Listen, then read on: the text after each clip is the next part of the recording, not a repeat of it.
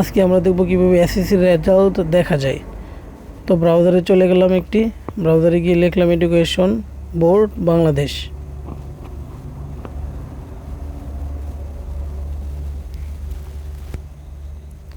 বাংলাদেশ লেখার পরে সার্চ করব। এই যে আমাদের সামনে একটা ইন্টারফেস চলে আসছে। তারপরে একটু নিচে যাব, টেলিটকের একটা লোগো দেখা যাচ্ছে, এডুকেশন বোর্ড বাংলাদেশ।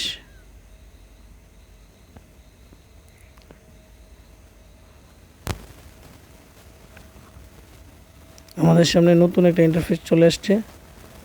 এখানে লিখব এক্সামিনেশনের জায়গায় লিখব, যেহেতু আমরা এসএসসি রেজাল্ট দেবো এসএসসি দিলাম। তারপরে ইয়ারটা দিয়ে দিব, আমি 2015, আপনি আপনারটা দিয়ে দিবেন। তারপরে লিখব বোর্ড, ঢাকা বোর্ড, তারপর রোল নাম্বার, আমি আমারটা দিয়ে দিলাম, আপনি আপনারটা দিয়ে দিবেন।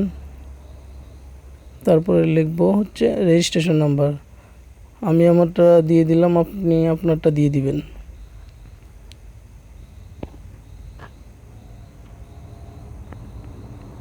তারপরে নিচে একটা যোগফল দেখাচ্ছে, আমরা এখানে যোগফলটা লিখব 6 আর 1 7। তারপরে আমরা চলে যাব সাবমিট বাটনে।